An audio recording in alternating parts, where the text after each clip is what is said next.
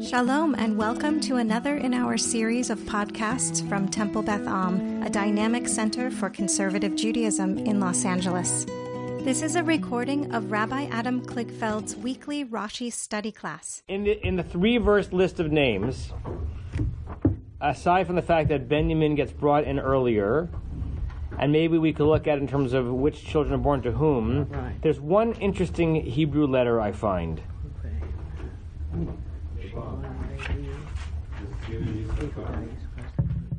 Well, the second sin, unpronounced Yisachar, is always interesting, but it's not any more interesting in this mentioning of Yisachar than any others. Which Vav? Right, the Vav in front of V'naftali is very interesting only because it doesn't. One of these things is not like the other. So you have three verses. The first two verses have names where it's only the last name in the verse that gets the Vav. Ruvain, Shimon, Levi, Yehuda. Right. Yisachar, Zvulun, Uvinyamin. Dan, V'naftali, Gad, V'asher.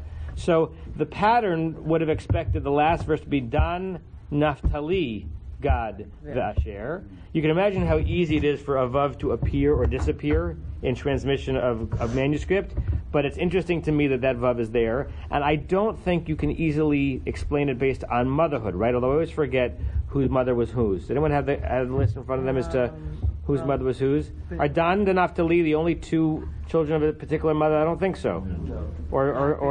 No, those are all the... Right. So that's an interesting thing that we don't have to linger on, but it's there, and it was clearly there a very long time ago because Unkelus has it also, right? I think those are the two that are born after the mandrakes. Dan and Naphtali in particular are born after the mandrakes? I think those are the last two of Leah's. Uh-huh. I could be remembering wrong. Uh-huh. Right, and the Benjamin placement is interesting because it doesn't suggest any kind of biological order. If she became, their mother became his foster mother after Rachel's death, then it would make sense. I'm sorry, I was just saying I always forget Bilhah and Zilpah. Anyway, Rachel's handmaiden is the mother of Yisachar, of Zevulun, and if Binyamin, as Midrash has it, became she took him as her child after Rachel died, then that grouping of three makes sense. Interesting. Okay. I have a grammar question. Yes. On V'naftali, wouldn't it ordinarily be V'naftali if it's in that too. Bumaf. Bumaf. Bet, Vav, Mem, and Pei are the letters. If they begin a word, then the Vav in front of it is an U and not a Va. Not a Nun. Bet, and the mnemonic is Bumaf. Oh, because it seems like there are several Nun words that get U, like Unasanim. And if there's a Shvanach on the first letter of any letter. So if a word begins with a Shvana, a word has to be with a Shvan. There's no way to. That's why. If a word begins with a Shva, it's by definition a Shvana. You can't have two Shvanas in a row. You can't have in a row. So then you can't have V and then a word begins with a Shvana. So therefore, any word that begins with a Shvana, the Shva that has sound, becomes an U. But it's also the case for words that begin with Bet, Vav, Mem, or Pei. Not Lamed. Not Lamed. Oh, okay. No. Alexandra. So this might sound strange coming on my phone, but I was thinking that maybe it has to do with sort of the musicality of it. So in terms of why is it repeated, we know these are the people, we know this story already.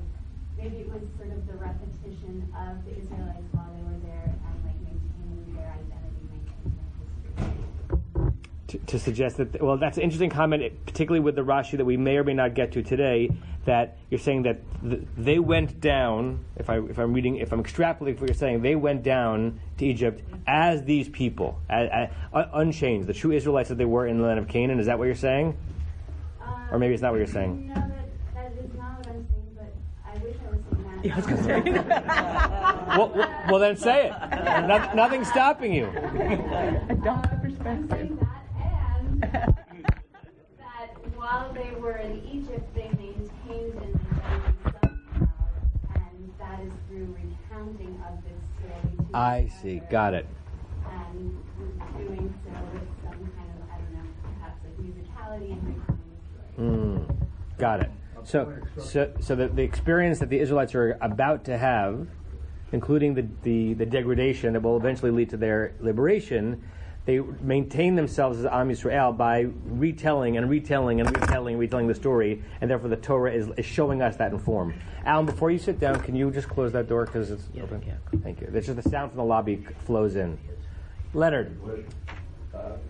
This it's a little offbeat over here, but this is kind of reminiscent of the atonement service on Yom Kippur. If you look at the numbers over here, you have 3 and 1, and then 2 and 1, and then 1 and 1 and 1 and 1. Oh, the Kohen, The sprinkling of blood. 3 and 1, 2 and 1, 1 and 1. Is that the order of the sprinkling of the blood in Yom Kippur? Doesn't it start with the highest number and go down? The truth is, I don't remember. I'm just focusing on calling pages. Confessions. It's sort of reverse because it's 1 and 1, 1 and 2, 1 and 3 because it's Right. upper and lower. Right, 1 and 4. Yes. Diane, then we're going to read the verse that actually has a Rashi. Is it possible that there's either a geographic link to the tribes in Israel once they settled, or to the arrangement around the Mishkan?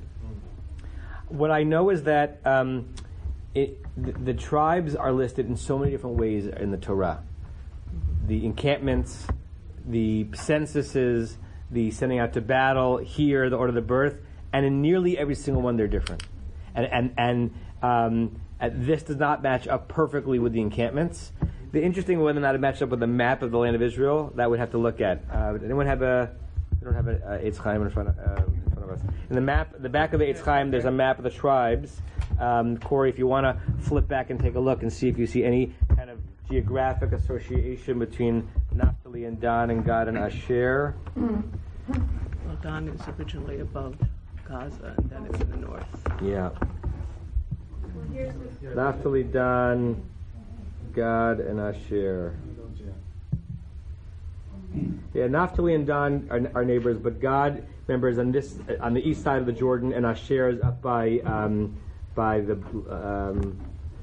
Rosh Hanikra. Okay, let's do one more verse. Oh yes, Larry.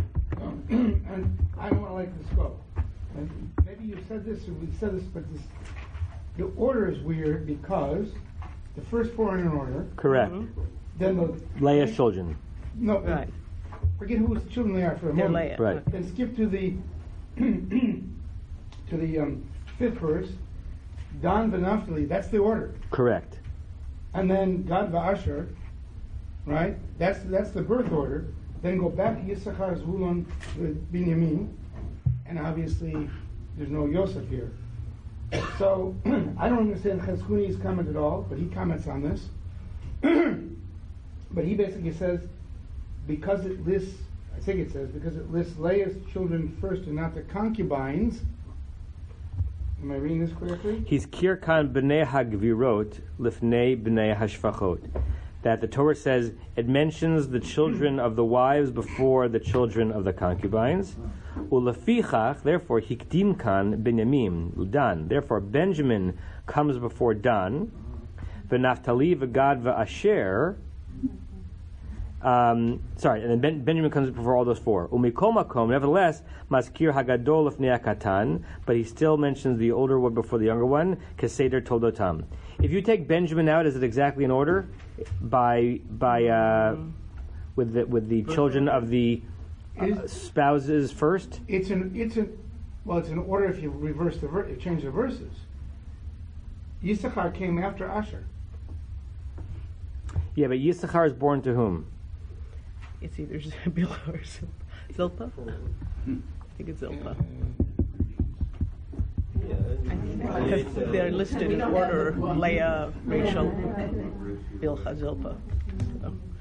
Yeah, the fact that he says that it mentions the children of the wives before the children of the concubines. But Binyamin is. And Benjamin is after, right? So we got the 4 children of Leah, Right. then Benjamin, but Dan and Naphtali are also children of Leah. No, No. No, it's maybe Bilhah. I think Dan, Naphtali, Gad, and Asher are all children of. No. Gad and Asher are Zilpah, Dan and Naphtali are Bilhah, Joseph and Benjamin are Rachel, and everyone else is Leah. So Yisachar and Zvulun, That you is put really before. confusing. That's what's happening. So Yisachar and Zvulun are from Leah, so they get jumped up. 6 kids of Leah. Schar, because Schar. Right. I see. 6 of Leah, 1 of Rachel, and then Leah's children and Leah's handmaid's children, Rachel's handmaid's children. Nice. Well done, Chizkuni. Okay. Yes. Where's Dina? Where all the women are. She's the forgotten woman, and that's why we don't count. We're not people. But actually, she didn't get married. I mean, she did, but then they were all killed. So, Right. Did she come back with them? Did she mention it? Does anybody know? She's not mentioned in this list. She's not mentioned in the story of the sojourn in Egypt because we're going to learn in a one verse, if we ever get to it, that they're all going to die, right? This clearly is a verse which is laying out not human beings as much as pre-tribes. Yeah, and in the telling of the story, Dina's narrative is over. She'll get mentioned again in Chronicles, right? But she's not mentioned as one of the children of Israel. Read children as tribes to be who descend down into Egypt. I was wondering if she's appeared somewhere else. Not in the book. Not in Midrash. I'm sure she's hovering. Yeah. Rosemary, then we're going to read a verse. Just a person. You haven't even read a verse yet. I mean, you read a verse, but 3 verses. As a child, when I took the Torah first time to read it, the names were very annoying. And it was just pushing me back not to read it because it was dates and names and years. But I think pedagogically later on it shows, because when you teach like even music, you don't learn a sonata from top to down. You play and you play a part and then you put it together. I think in Torah they do a lot of this with names, so it enters in the head of people. These were the tribes. Yeah. They put different ways, the order. So you learn the names. It's not important the order, it's important the names. I learned from one of my teachers something that I do at almost every wedding, that when the ring is about to go on the finger, either direction, let's just imagine a bride going to groom, instead of taking the ring and just starting with Hare at Mikudeshet, that the groom should say the bride's name, and the bride should say the groom's name, right? Havi, Hare ad Mikudeshet. David, Hare at HaMikudash. Because there is something about invoking the name of the person that you know the best. The person whose name you know the best is the name that therefore means the least, because it's so overdone. Invoking it awakens something, right? So of course we know, this goes back to Rashi's previous comment, we know that all these people came down to Egypt, and the Torah is saying, it's not just that we're beginning a new book, it's that, remember, Ruvain and Shimeon and Yisachar and Levi and Dan, they are the ones who ate down. And their star is about to, shine out, which we're going to get to now. Okay, verse 5, Vayehi. Carol, you want to read? Vayehi kol nefesh yotzei yeret Yaakov shivim nefesh v'yosef haya v'Mitzrayim. And every soul.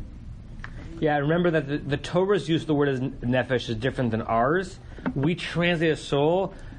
Actually, in some ways, the Torah means almost the exact opposite, like person, like body.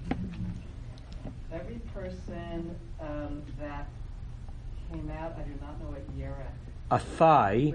So this is like thigh, as in loin, as in whom he gave birth to, right? The who emerged from the loins of Yaakov.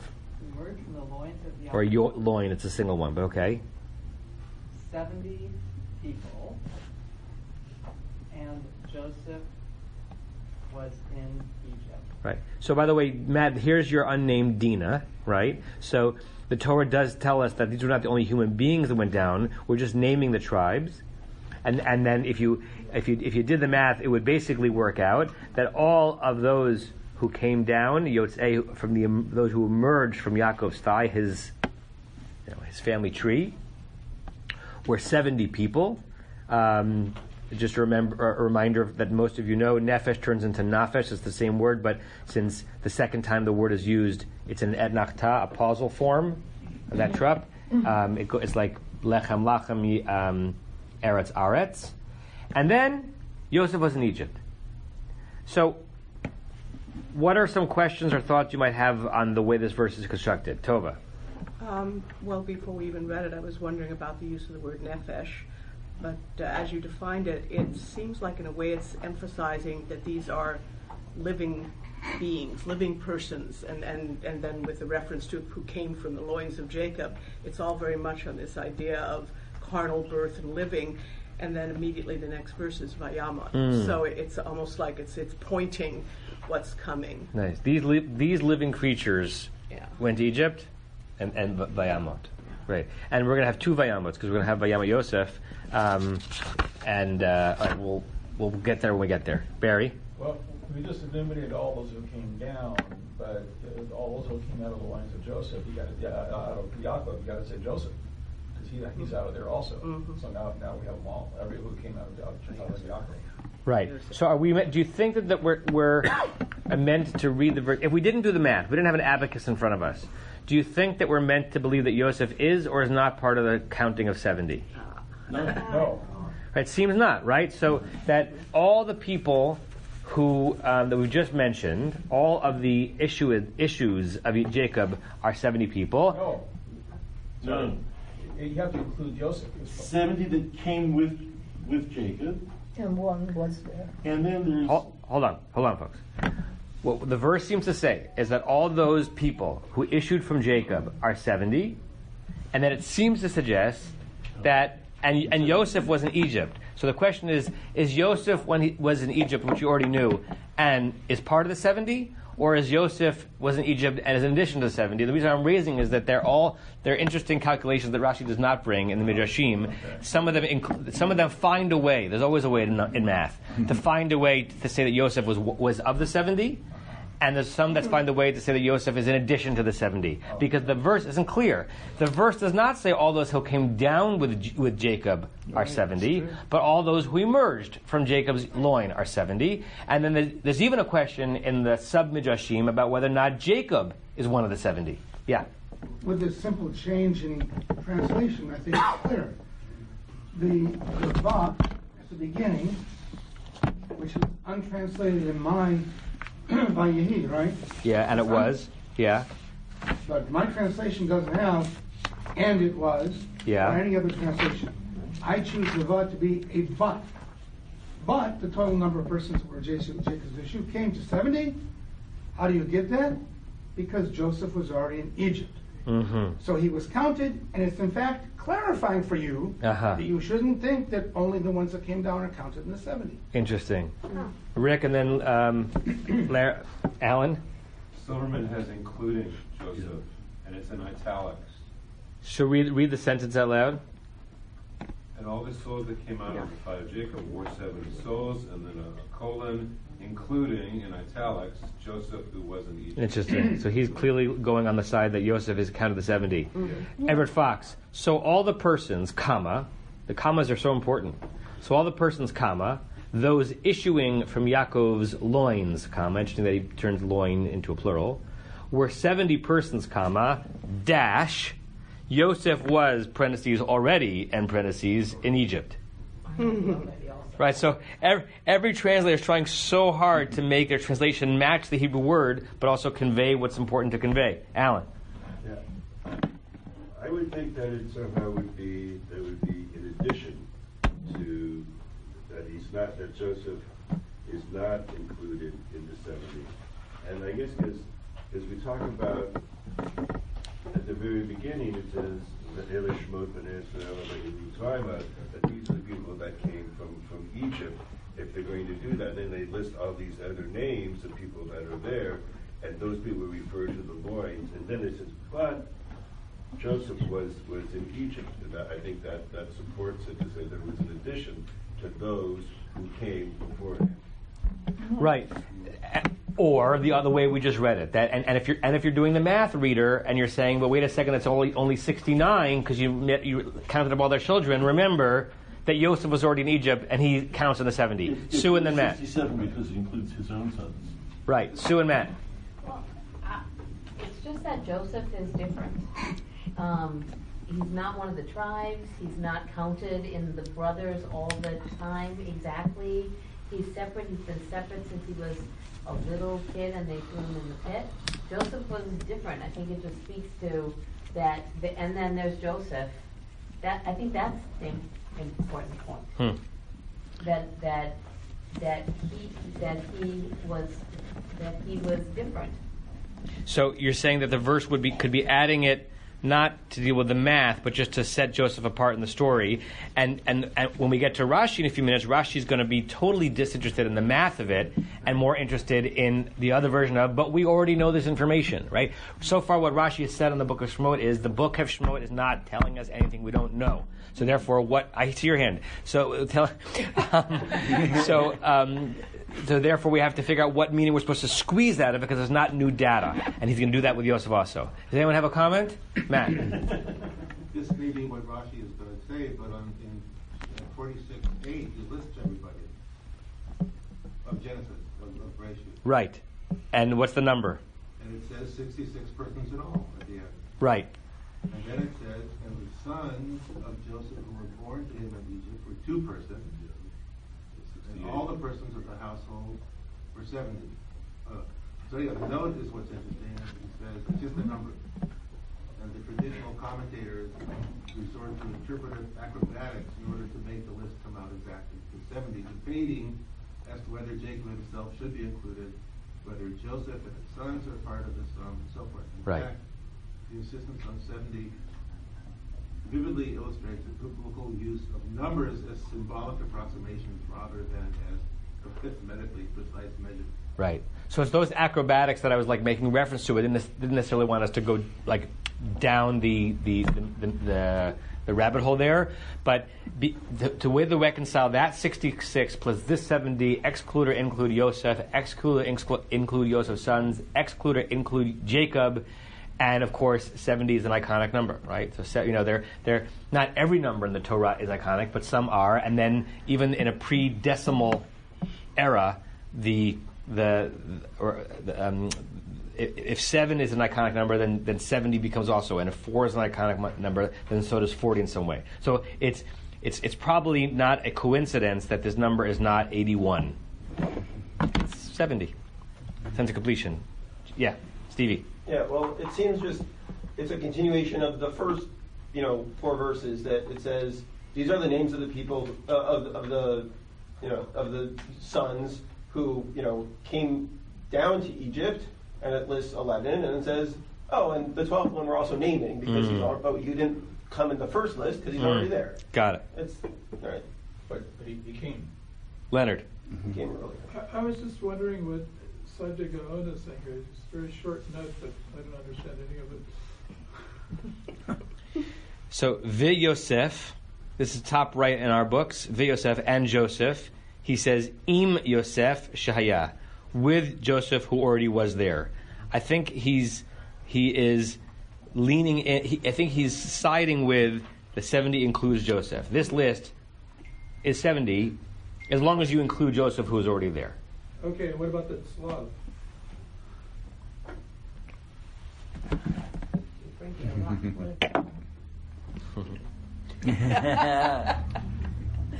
Chut HaShidra. The Shidra is the spine. So some nerve or something that goes off from the spine. I don't know why it's significant to him. Well, he's trying to explain Yerach. Right. And not to dwell on it, but Piskuni has a really interesting comment on Yerach. Let's first go to the Rashi, because this is primarily a Rashi. Alexandra, last comment before the Rashi. I'm just wondering if it has to do with the word nefesh as referring to the people and separating him from people who are living from that part of their soul, and maybe he's living from a different part of his soul. Mm-hmm. Here are the nefeshes, and then here's Yosef. Mm-hmm. Okay, hold that. Carol, read the Rashi, please.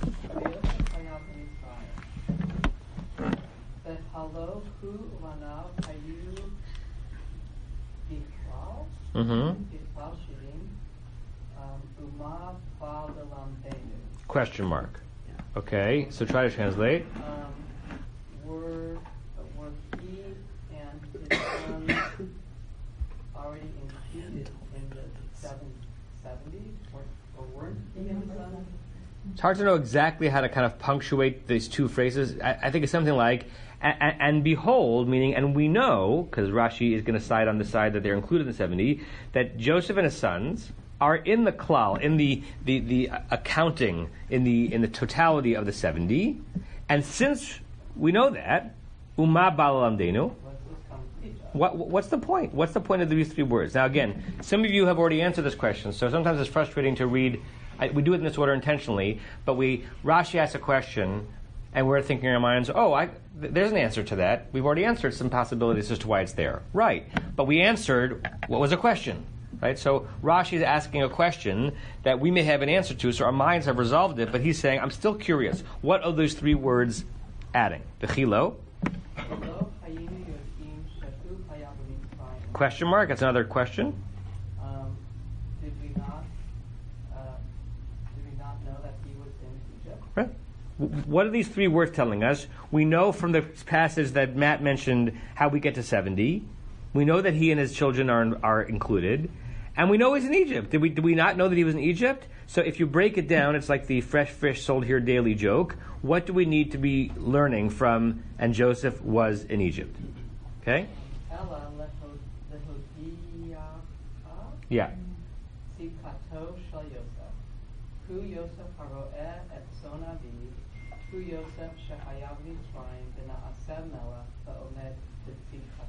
Okay. It comes to teach us or to tell us. Yeah, just pause there for a second. It's an interesting grammatical comment in Rashi. Usually, Rashi in the Talmud uses lahodienu to teach us. Rashi's like turning. He says it you, to teach you. It doesn't really change the meaning, but it's an uncommon way of Rashi using this notion of what does this come to teach us. Most times he would say, El lahodienu, this comes to teach us, but it's as if he's addressing the reader. This verse is coming to teach you. I don't know why he does that there, but it's interesting to mention. It's not common. To teach you what? What is that coming to teach you? These three words tell us something significant about Yosef HaTzadik, Yosef the righteous one. And by the Yosef HaTzadik is a common midrashic phrase, the righteous Yosef. Rick, you have a question on this?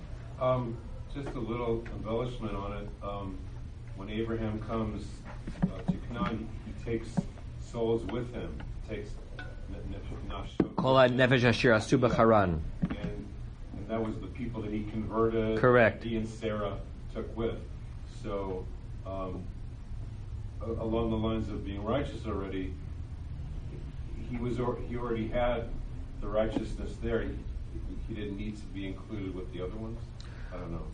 There's something there. Pause. We have to now think, and we could pause here if you haven't read ahead and say, in what way do these three words suggest anything about Yosef's righteousness? Anyone who has not read ahead, if we know that Rashi is about to tell us that these three words, which seem extraneous on a data level as to why Joseph was in Egypt, if you haven't read his answer yet, in what way could the phrase, and Joseph was in Egypt, be a praise of Joseph? Well, again, Sue and then Vered, yeah? Sorry, Egypt was experiencing, was flourishing at the time. It's kind of a reminder that Joseph was there in charge of the great bounty. So one way, it's not what Rashi is going to say, but wonderful, right? So, and remember, reader, that Joseph was in Egypt. Joseph was Egypt. Egypt would be nothing without Joseph. In order to understand the next few verses of the story, particularly what the new king is going to forget about Joseph, we are reminded, and Joseph was in Egypt. Not numerically, we know that, but in order to set up the story, we're being reminded of that. Vera, what else? How can be a praise of Joseph? I wanted to say that there is a very short history of what happened in those words, because they all were a family, but in this family, one was in Egypt. And that one that was in Egypt was part of this family, but something awful happened to him. And despite of all of that, there was no animosity between all those people, and this is why Yosef is a tzaddik, and he forgave all his brother what happened. It could have been differently, the history. Great. So the 3 words retell the whole story from Parshat Vayeshev. Exactly. And remember, Joseph got to Egypt earlier. You know, I'm reminded of, I don't know why I'm reminded of this, maybe because Lev's going to be in Fiddle on the Roof this coming week, and the writing of that is so beautiful. That scene at the end, that terrible, awful scene when they're packing up on Atefka, and Tevye says something about we'll be with our children later, something like that, and Golda says not all of them, and Tevye says all of them. So not all of them, all of them. 7 words, and the whole Chava narrative is just brought back. They don't have to mention it. Not all of them, all of them. Right? Joseph was in Egypt. Beautiful possibility. Marshall. Actually, in the source, which Rashi doesn't quote exactly, in Sifrei, it says Yosef Hayaroetz. Wait, hold on. So let's actually, before we do that, let's actually give Carol a chance to read that in the Rashi. So Carol, so now we know that Rashi is going to read these 3 words as a praise of Yosef. We've put several other possibilities on the table as to how it could be. What's Rashi's answer? Quoting from the Sifrei, yes? Okay, we already announced his righteousness. Who Yosef Hayaroetz son Aviv, Joseph, the shepherd of his father's flock. He is Joseph who was in Egypt and became a king. And I would pause and say, if we were going to translate this with English colloquialism, we'd say, the same Joseph.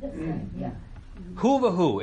It doesn't come out in Hebrew, he and he. The very same Joseph who was with his brothers and pasturing his father's sheep, that's the same Joseph that became king. Okay? Same one who went to Egypt and became king and increased or became or stood in his righteousness. Yeah, what does that phrase mean? We know that what the words mean. He stood in his tzedek. He stood in his righteousness. What does that mean? He was firm in his righteousness. He was firm. He maintained it, right? Whatever we think of Yosef as a young boy, interesting parentheses, we don't actually think that much of Yosef as a young boy because the story somewhat also blames him for it. But Rashi's somehow doing a hagiography of Yosef as a young boy, that very same beautiful young boy who loved his father, he was righteous and he didn't do anything wrong. He's the same Joseph who went into Egypt and stayed that way. It's also a precursor to the Midrash that we'll talk about how the Israelites preserved their name and their identity while they were in Egypt. It's also, by the way, Purim appropriate because the first 10 pages of Masechet Megillah, the tractate of Megillah, after it deals with the dating of what days you can read the Megillah, read verse after verse after verse in the Megillah to show how Esther and Mordechai were the firmest Jews who ever lived, and Esther kept kashrut in the palace, and she certainly kept the laws of mikvah, and et cetera, et cetera, et cetera, right? So Yosef, this perfect Yid, somehow was able to hold on to his righteousness even in Egypt. Diane, we'll go around the table. So, maybe this is obvious. I never thought about it before, but this makes it really obvious. There's a strong parallel between Yosef and Moshe. Because they both started in humble Jewish beginnings, Hebrew beginnings, rose to high rank in Pharaoh's palace, maintained their identity somehow and their righteousness. One of the best lectures I ever heard was from Micha Goodman, one of my teachers at Hartman, who also did a phenomenal shiur at APAC, was a lecture on Joseph, Moshe, and Daniel. We know very little about Daniel, meaning that the common Jew has never studied Daniel, certainly not in the original. The Aramaic is so hard, it seems like a forgotten story. But Daniel in Nebuchadnezzar's court, Yosef in Pharaoh's court, and Moshe's role, and their role is in either saving or not saving the Jewish people. Some people read the book of Daniel actually as a critique of Daniel, who could have been as powerful to Nebuchadnezzar as Moshe was to Pharaoh, and didn't save the Jews. But yeah, so those two are associated, and some people add Daniel on also. Let's go around, Stevie, then Marshall, and then Barry. Yeah, what strikes me is the phrase Ro'et Son Aviv as opposed to Ro'et Etachav Petzon, which is the verse from Toldo. Right, so just say that in English for people who don't get the references. So in the Vayeshev, by the way. Yes. No. Roet Achav Batzon. Yeah. Okay. Sorry. So it's a laning battle. We're laning in our heads. Okay, go ahead. When Joseph is introduced in Genesis, it says that he was a shepherd of his brothers. Or with his brothers. Right. Assistant shepherd. But the object of his shepherding is his brothers with their flocks. Right? And here Rashi is saying he's a shepherd of the flocks of his father. Yeah. Which is a much more, benign image. What Stevie's playing with, we discussed this before, the biblical word et means more than it means in modern Hebrew. In modern Hebrew, et only means direct object. It only invites the direct object. Tein li et ha-sefer, give me the book. In biblical Hebrew, et can either mean that, or it can mean the word with. Et Elohim hitalech Noach. Noach walked himself with God. He didn't walk God on a leash, was with, right? And the modern Hebrew, it's a declension, not a conjugation, with you, with me, itcha, itchem, iti, is built from the word et, not the word im. Right? We don't decline im in modern Hebrew, imcha, imi, although you do in biblical Hebrew. So, the word et in the first line of the Joseph story seems to be the word with. Ro'eh et echav batzon. He seems to mean he shepherded with his brothers the sheep. It's also possible to read it as he was shepherding his brothers, he's already leading them. But the pshat seems to be he was shepherding et with his brothers. Here, when Rashi makes a reference to it, an oblique reference to it, someone who's laying that verse many, many times hears a different use of the word et. Here, it's clear, Yosef haroeh, who shepherded et tzon, direct object, the sheep, the flock of his father. So it could mean nothing. Rashi it's just the word et. But if you know that verse in Vayeshev, it's a different use of the word et. Marshall, Barry, I see him at. Okay, so in the Sifrei itself, Yosef haya roeh et son aviv. So it does not say ha roeh. So Joseph shepherded the flock of his father. And then a word which is missing from the Rashi itself is afal pi. Even though Shena'asa melech Mitzrayim, even though he was made a king in Egypt, Arehu b'Kitzitko. Behold, he remained in his sense of righteousness. Right. So the contrast here is the thing which the Sifrei brings out. Great. I want to linger on that just for a minute on the methodology that occasionally we dip into. Rashi knows the Midrash by heart. He doesn't need Sefaria. And somehow he knows that, and it's prescient in his part. Right? People read Rashi more than they read Ramban. You know why? Because Ramban goes on and on and on and on, and he includes all the philosophy that's informing his text, and it's fascinating. But people don't know it, the commentary nearly as well.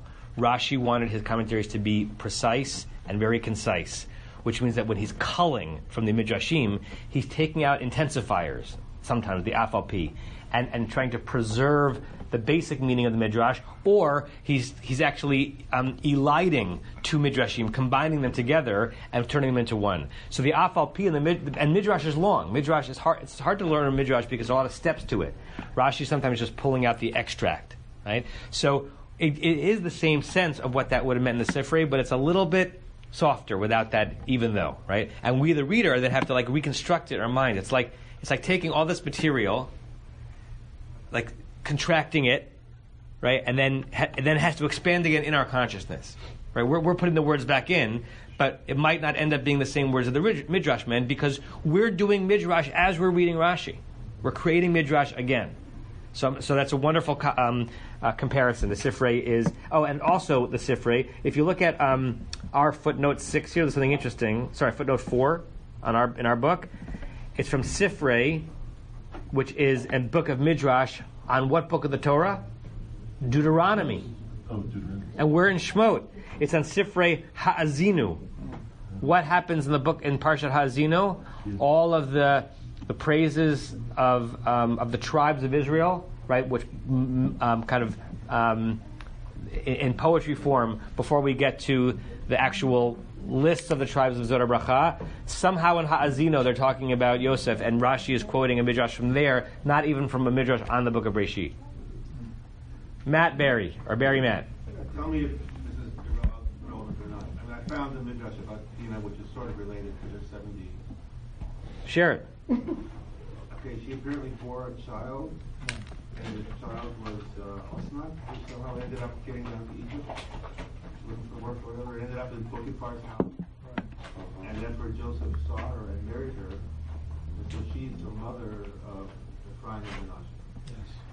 So in that midrash, Joseph marries his niece. There's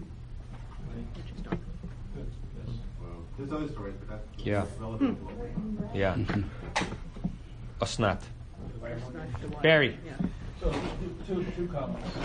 One, this position of Joseph to the king, Moshe to the king. It's a theme throughout our Jewish history, throughout our Geludim. We've always had a Joseph who has been next to the king, giving advice and protecting him. A repeated theme in our history. The other is I'm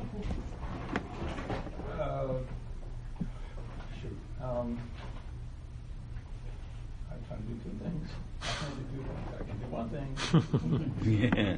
The other subject we were just previously discussing. Never mind. If it comes back, Barry, I want to hear it. Rosemary. I think this sentence takes us back to the beginning that we were talking where Joseph was separate. The aim of this life in some religions also, they think you have to perfect yourself, your soul, to not come back anymore. And it shows that Joseph, in a way, as much as we know, he has respected most of the points of 10 Commandments. So he didn't need to come back, but the 70 people, which the brothers who are mentioned at the beginning, their descendants are going to repeat, come back, till they go to Sinai to receive 10 Commandments. And maybe that's what we are aiming to become well and finish in Israel. And that's, I think, what Joseph wanted his body to be taken to Israel, because he was perfect already. Amen. Barry, do you remember it? I got it. Good. It's just deep down the other side. From Zohar, what's happening to Joseph in Egypt, a huge amount of stuff focused on his righteousness, that by protecting his side of circumcision from the advances of the wife, that he's raised up to the level of Yesod. At the level of Yesod, he's in the higher sphere of now, and he's creating a structure now from which then he's the protector of the souls that are coming into Egypt. Wonderful. Let's keep going. Joel, verse 6, Vayamot, Kamatz Katan. Finally, not finally he died, finally information that is new, right? This is the first verse of the book of Shemot, and we're at verse 6, that is telling us something, the reader, that if we were reading this for the first time, we wouldn't know, right? We found meaning in some of the extraneousness so far, but now this is the first place where the story actually moves forward. Okay, and it moves forward with the death. And, by the way, it's only half new. We knew that he died. What we didn't know is that the generation died with him, right? We know that he's dead. Okay, anything else on that verse that we want to linger on? Why do they, I mean, if you want to be real sparing, it could simply have said by that and that generation died. Right. So therefore the extra piece could be named as V'chol Echav, right? So Joseph died, we knew it. V'chol Echav, like we didn't know. And the entire generation, what Tov is saying is that it could have been Vayamot Yosef V'chol Hador Hahu, and we would have known that his brothers died. So it's interesting that the brother's death, not name by name, but the brother's death get mentioned. Comments, questions on that? Barry, then Sue? There's an odd one. In the Pseudepigrapha. All of the sons, including Yosef, give their last will and testament. And in there they all have their aged. Yosef is the youngest one to die. Not the first, but the youngest. The first to die. The first. So that they all survive. Yeah. Well, I mean, that seems to be implied at the end of the book of Breshit, right? Yeah. That Joseph dies. We haven't learned of Issachar Zvulun's death. Something tells us that we would have learned of it, and it's almost implied that they're part of his burial by Yisem Ba'aron, that he's placed into that coffin. He and all of the Jewish people placed into that coffin in Egypt. They put him in the pit. They put him in the grave. Yeah, that's right. That up down. Sue, you're going to say something? That wasn't what it was. The Pseudepigrapha is a collection of ancient writings that did not make it into the Bible. The book of Maccabees in there. No. Maccabees might be in the. No, it's in the Catholic Bible. Yeah, but there's another collection. It's right. Is it Maccabees an Apocrypha or Pseudepigrapha?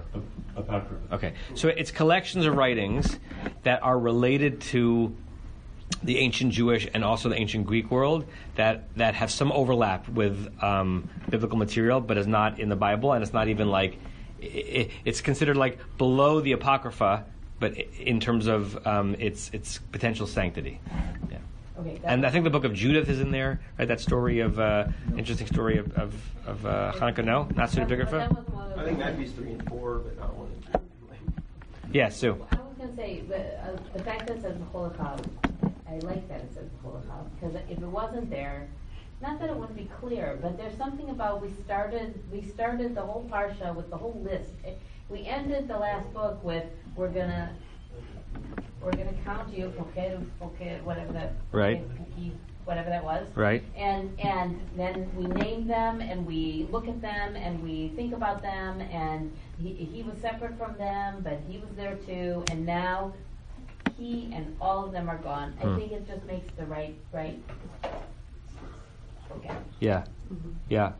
It almost would have been satisfying had the Trupp put an et nachta in this verse. This verse has no et nachta. Right. Very, very, very, very few verses have no et nachta. Yeah. Right? It almost would have felt better if it was Vayamad Yosef v'chol achav et nachta. So Joseph and all of his brothers died. V'chol hador hahu, and everyone else was alive. I think you're going to say something about it, Larry. Exactly about that. Okay. But I want to give credit to Cheskuni. I don't know why it is that I'm focusing on him. Interesting stuff. But so after we finish the book of the Torah, Rashi, we're going to do a Chizkuni class. All right. Sign up, 2049. Okay. He says, and I think it makes perfect sense. So, yeah, Yosef and his brothers and his household died, and the entire generation, not only Yaakov's family, everyone, all the Egyptians died, is preparing us for what's coming next. Don't think beyond the family of Yaakov and Yosef. Right. So I'll tell you why that's doubly interesting. The Chizkuni, if you're in our book, is the fourth one down on the right on page Gimel. And he says, V'chol hadorahu, Bein Yisrael, whether Israelites, Bein Goyim, whether other non-Jews, like merely, enough time has passed that no one is there anymore. Kidichtiv acharav Yaakov melech hadash, as says, a new king arose over Egypt. Rashi doesn't go there, because what Rashi is going to say on that verse, not to give too much away, is that it may have been the same king. Right, so Rashi does not want to read this as saying that so much time has passed, it's like 200 years later. Rashi wants to read this as saying that when we learn about the beginnings of slavery, it might not have been that much later. And that could be, his not saying that allows him to bring down the midrash he's going to bring in verse 8.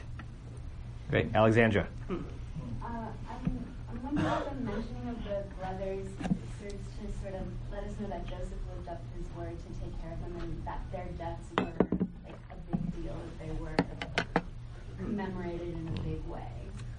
Yeah, and maybe that this notion that they died after him suggests that they were taken care of. Yeah.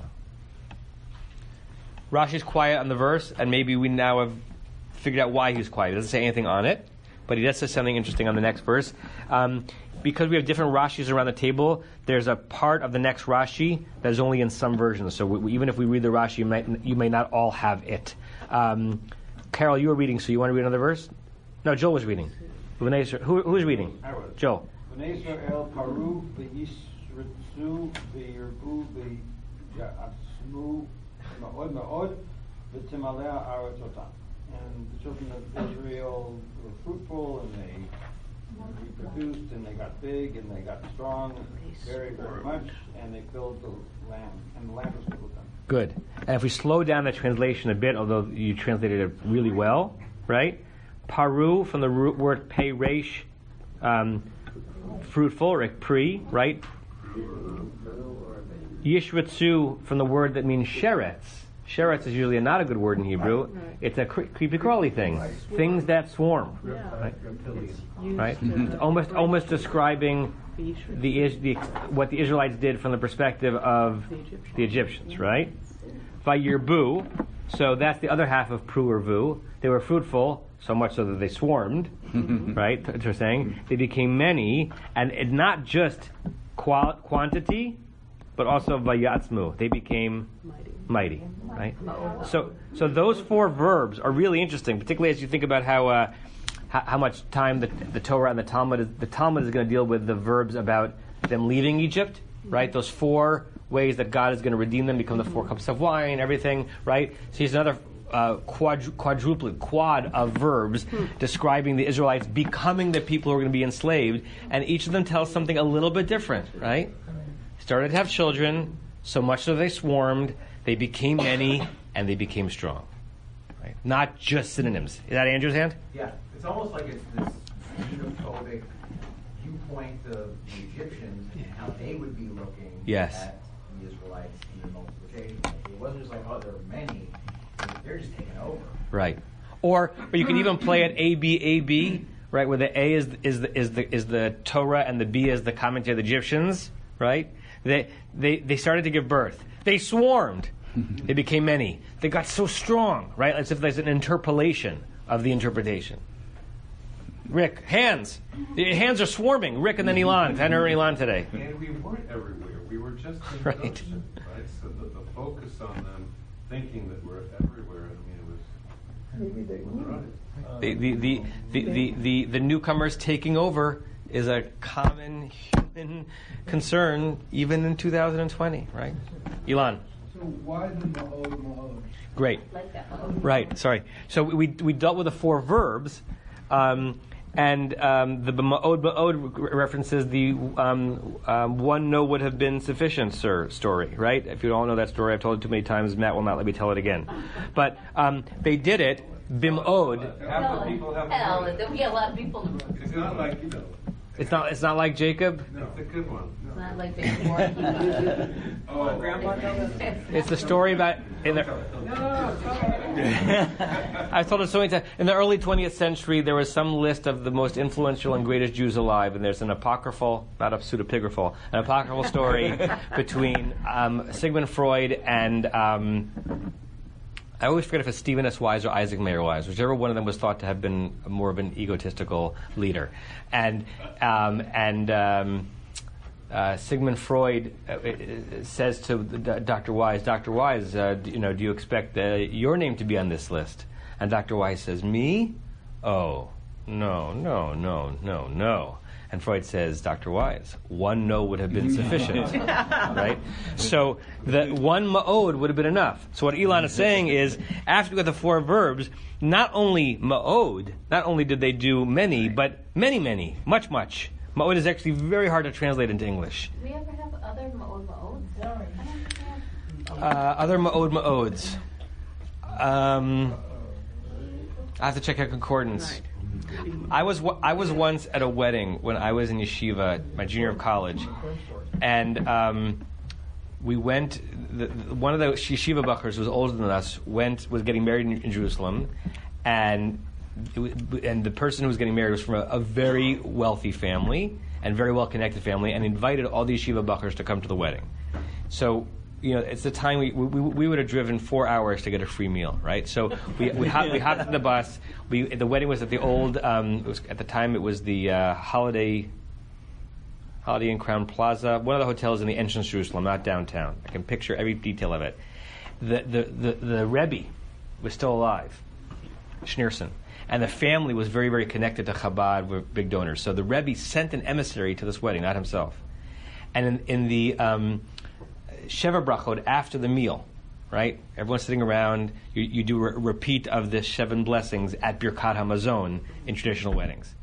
and the emissary of the Rebbe got the 4th or 5th bracha. And normally it's done, you bench, and then, next one, and it's passed around. He gets the cup, no Birkat Hamazon, and he starts giving a Dvar Torah. He gives a 10-minute Dvar Torah before he says his blessing. And I'm telling you, this was his punchline word for word at the end of his Dvar Torah. So you see, it's not just that we want Mashiach now. We want Mashiach mamish now. That was his insight. And then he did the 4th blessing, right? It's not just now. You thought we wanted Mashiach now? Mm-mm. It's mamish now, right? So that reminds me of Bim'od, right? It's not just that they became many and they sworn, but they did it ma'od, many, much, right? Everfox translates it as, yet the children of Israel bore fruit. That yet is very interesting. He adds a yet here. Everybody died, and yet, he adds a yet the children of Israel bore fruit, they swarmed, they became many, they grew mighty. He adds in the words in number, I disagree with that, and then he adds a dash, exceedingly, yes, exceedingly. The land filled up with them. Note that he gets the yet from the vav. Right, the vav not the vav chibor, the vav the other vav. And my translation says but. And I'm going to go back to my but before. So there's some justification for translating before as but. Elon, you asked the question. Do you have your reactions to your own question? Any thoughts on what the doubling is? Other than the Torah never puts in any extraneous words, but when one reads it, one says, okay, very, actually, it always, when somebody says, oh, this is a very important person, I go, it's really true. No, but to me, it's like, very important is no different than very, very important. It's the same. Right. So there must be some reason that they repeat that, where somebody must have some idea why this extra word is relevant or necessary. Right. I think that it also anticipates that there's 2 kinds of increase. Like you say, mighty doesn't mean just numerous. They became numerous and strong, and they were big, scrappy fellows, the guys and the gals. Yeah. But if they just said very, they wouldn't get it. Very. It's like when somebody says, "Oh, I'm giving 110%." What does that mean? It doesn't mean anything. Right. That's right. The second very to me means nothing. Right. So there must be some meaning. It's not merely very numerous or very strong. They were both very numerous and very strong. It might be an adverbial version of the verbal v'haya im shamoa tishma'u, which we sometimes you see translated as verily. Don't just listen, but listen muchly, right? Or it might be, we sometimes, in our love of reading the text so closely, don't give the Torah the right to have its own poetic language, because the Midrash appreciates the poetic language, but then unpoeticizes it to make it meaningful, which means that sometimes it's just been doubled. Your comment, Elon, reminds me of the way that we use the word quite in English, right? That we use the word quite, it was quite tasty. Well, how is that different than it was tasty? How was your trip? Oh, it was quite good. Right? We use it and we think it means something, but it doesn't necessarily mean anything. So sometimes words have no meaning. You have been listening to another in our series of podcasts from Temple Beth Am, a dynamic center for conservative Judaism in Los Angeles. If you enjoy these podcasts, we invite you to write a review on the Apple Podcast site or wherever you get your podcasts. For more information about Temple Beth Am Los Angeles, go to tbala.org.